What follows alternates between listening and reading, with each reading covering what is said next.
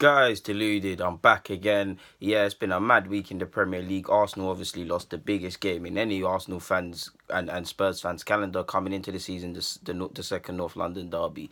We gave them an L at the Emirates. They gave us an L. You ride your highs, you hold up your lows. Good or bad, life goes on, and football is a reflection of life. We go on. I mean, we're still breathing, thank God. So let's move on. This ain't about none of that. Let's crack on with the Q&As as usual. Thank you very much for the Q&As, people, man. Widely received as usual. If I've missed you out, apologies. But yeah, man, let's just crack on. Let's not waste any more time. Let's start from the bottom up. To be honest with you, I'm in a different mood. To be honest, Jaden Sancho asks, my guy is always asking questions. Keep them coming, my man. But he asks, why don't we send players to big clubs on loan like Christensen at Chelsea, Oxford at West Ham, and Lookman now gone to Leipzig? Is he's referring to? Very good question. Christensen is an anomaly to that in the sense that he's been from 15, 16, an exceptional wonder kid, and it was very much trying to find a finish in school, and it's happened. Oxford's had to be patient to get into that Gladbach side, and but since he's finally got in, he ain't looked back, and he's been going from strength to strength. And Lookman's obviously, after really not getting football under Big Sam at Everton, and I don't think he got that much football before Big Sam, frustrated, dug his heels in, got a loan move to Leipzig, has actually scored for them already. So you could say there's benefits to it. I will say, I don't know, bro. Now that I think about it, I actually don't know. It would be a good option, especially when you consider that our loan players, especially when it comes to England, it's been mixed to bad success, especially our little kids. You look at Crowley, several other examples. Germany is a more technical-based league. Obviously, you need to fight people avoiding relegation and stuff, but it's a technical-based league. It gives times to youngsters and things like that. Not only on the long thing, you can see why Jaden Sancho and a lot of them have now gone over. Not everybody that's going Germany or abroad that's an English player is going to make it, but you can see. But to a degree, I have to ask, really and truly, which players could you really say could go on loan to these clubs and really hold their own and realistically command first team? Rene Adelaide, I believe. Reece Nelson, he's still raw, but eventually him as well. Off the top of my head, obviously there's really young players, but they're not at the stage for a loan. The ones that are at a stage for a loan spell, again, I'm not speaking in absolutes, and I'm speaking off the top of my head. I don't really think there's any that would hold their own. You could probably say Holding and Chambers probably got to go on loan to Germany and learn their trade, or Bielik or something like that. Bielik, I can't understand. That's a good, yeah, now that you say that, I can't understand why Bielik hasn't secured a young move to Germany or something. We know our loan spell system is very poor at this club, and I'm at the point now where the less said about it, the better. But thanks for that question, and I hope I've answered that, broski. Truth884 asks, crazy question. Would it be possible to have 4 centre-backs playing in the back 4 with two holding mids or DM types? Well, bro, I wouldn't rule it out. I personally wouldn't go use that, because I believe that's way too negative, especially for Arsenal. But by the same logic, I always say we need to be more cerebral. We need to have different approaches. So to a degree, it could work. And there might be games where I don't agree with starting 4 centre halves, but a slight variation on that where we need to shut out games. So 2 holding DMs and maybe 4 centre halves is an option. It might sound crazy, but every option sounds crazy. Don't think it's a crazy question, bro.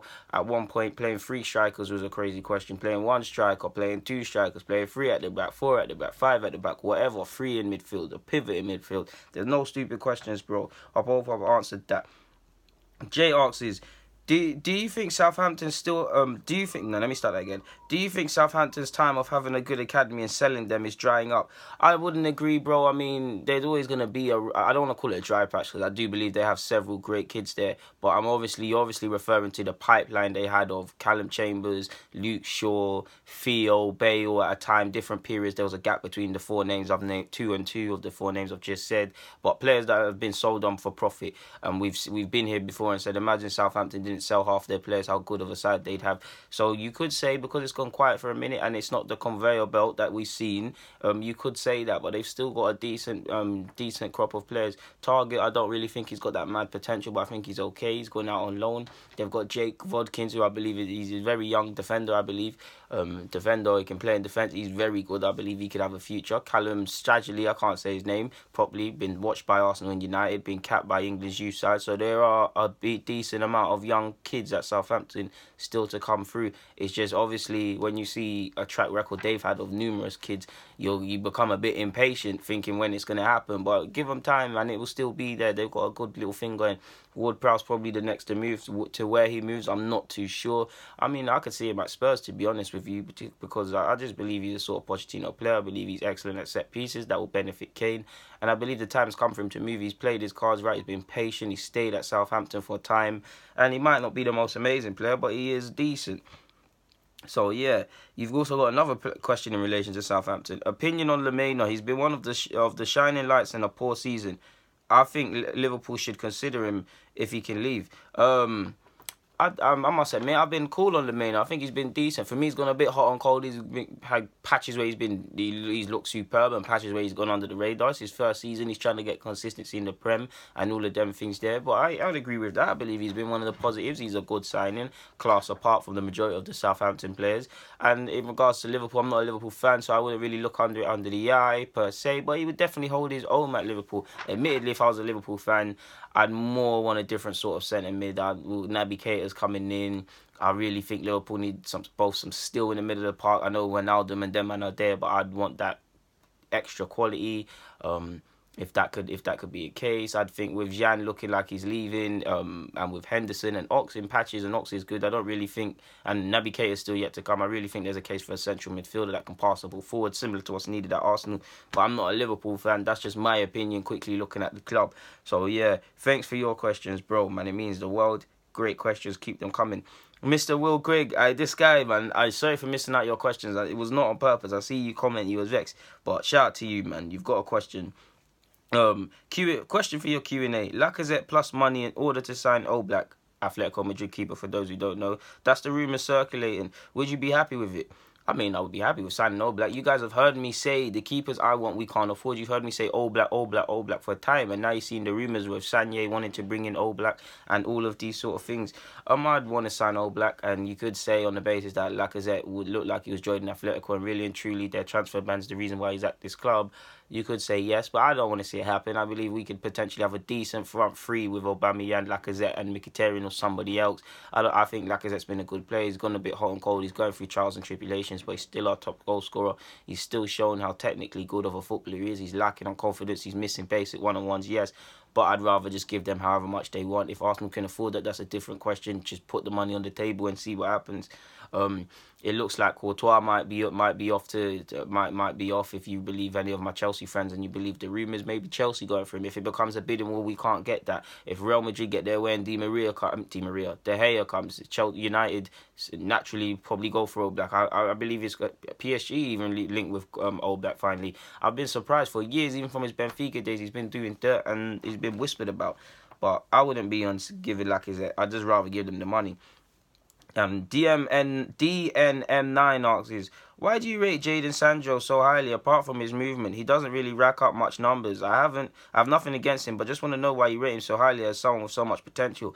Several reasons, bro. I've seen him a lot for City's academy. I've seen him a lot for English youth, and while he might not have that much numbers, it appears to you in the top flight. It must be said that he's 17, turning 18, and he's just started. So let's not focus on the numbers. He's still learning his craft.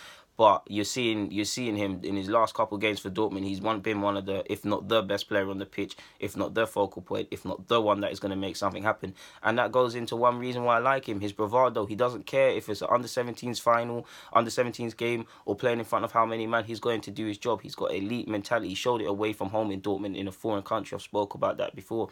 For me, he's got that thing. I can't explain it, but Alexis Sanchez has it. A lot of other players have it. I'm not comparing him to Alexis in the sense that they get you out of your seat. There's just an aura about them. I like that. I like his movement. I like how he stands up to be counted mainly, and he's got excellent technical ability. He knows when to hit a skill. He knows when to release it. At times, he can feel guilty of doing too much, but he's going to be a crazy player. In a day and age where direct wingers are now coming back, but on a general basis, they've been dying, and what I mean by that is wingers that just want to get chalk on their boots from staying on the byline and taking on their man. He's bringing that back. England have a lack of them. England have a lack of quality wingers, really and truly. I know Sterling's doing his thing and a couple men are doing his thing, and there's exceptions to the rule. But on a general basis, there's no quality. He could be that. For me, he's very good at 17. He's not the finished article, but he's very good. Imagine how good he'll be at 20. For me, he's destined for Real Madrid. He's destined for a big club, man. If he carries on like this, he's destined to come back to England with City or something, and he's destined for a big club, man. Hopefully it's Arsenal.